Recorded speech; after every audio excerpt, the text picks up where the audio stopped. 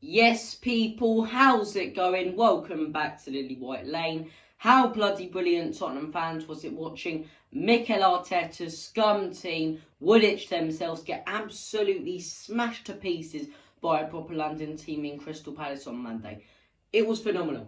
It was absolutely phenomenal. Completely outdone, completely outplayed. Crystal Palace were the better team. Massive credit to Patrick Vieira, who's an Arsenal legend, as to say. And now you're seeing Ty go on about him and saying he didn't like the way he acted in both the games this season. It's bloody brilliant.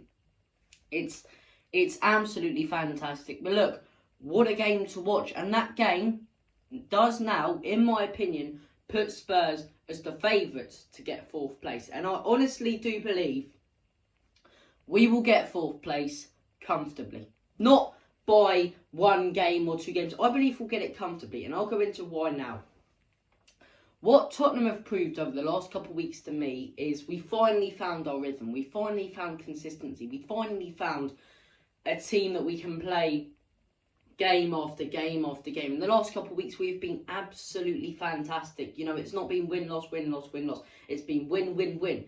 And not just narrowly, getting 1-0 or 2-0 scrappy wins like Arsenal have been the last couple of weeks, but absolutely demolishing and just thrashing the opposition. 5-1 against Newcastle, 4-0 against Leeds, 5-0 against Everton. In the last couple of weeks even, 2-0 against Brighton. What was the game after that? 3-1 against West Ham. The last couple of weeks, we've been comfortably beating things by a lot of goals. And this year especially shows we have the most goals out of any team in the Premier League. Whereas on the other hand, Arsenal, they don't look as convincing when they play. They can play good football, but one thing about them that we've seen over the last couple of weeks is when they play against a good team that presses well, they really struggle. A Liverpool, a Palace. I'm not saying just a good team, a team that presses well, a team that's good and quality at pressing, such as a Southampton or a team like that. And we've seen the last couple of weeks, Crystal Palace, when you attack Arsenal, when you go for them, when you pressurise them, they hate it. And everyone's going on about Mikel Arteta's fantastic style of play and whatever. The only reason they get to play that play is because they're playing against teams such as Watford, such as Brentford, who are going to sit back. Of course, they're going to look fantastic. These sorts of teams would make Burnley look much better than they are. So I don't really understand that. And Arsenal fans say, Mikel Arteta ball, it's fantastic football. I'll give you that. The football you played in in those games was good, but it's because you were really allowed to play that football. But when you come up against the Palace, the Liverpool, the team that presses you well, that, my friends, is how the cookie crumbles. Whereas Spurs, on the other hand, we came up against West Ham. They pressed us throughout the game. We outdid them, as I say. Brighton pressed us in that first half. And in the second half, we outdid them. Newcastle sat back and we smashed them to pieces. So whilst Arsenal can beat teams that play a low block, but can't be ones that press, Tottenham can beat all sorts of teams. And we've proved in the last couple of weeks we are a real side to be reckoned with, a real goal-scoring machine. And it's not just the strikers who are scoring from our team. And this is another big difference. This is why I once again think we'll comfortably get top 4 over Arsenal.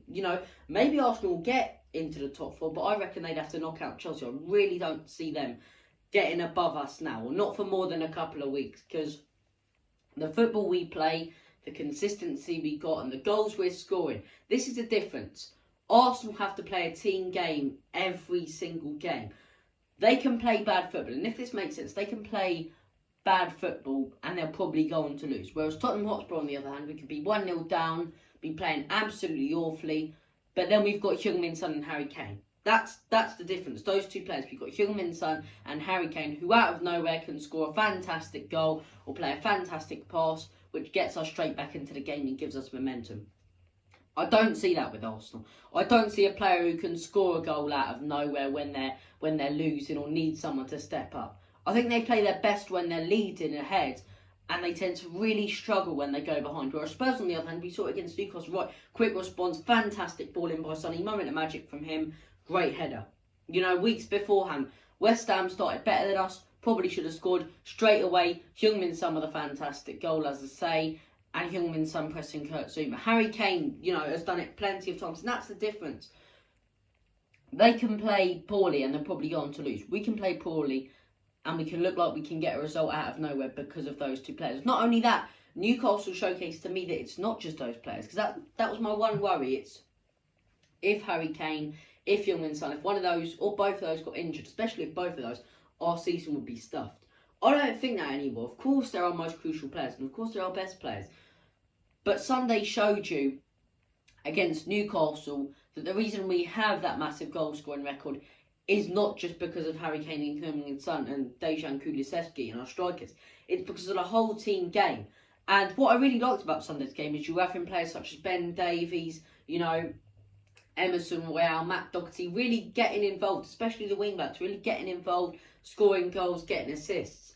And it showcased to me that overall, on paper, we look a better team. Playing football, we look a better team than Arsenal. We've got better quality players, in my opinion, than Arsenal.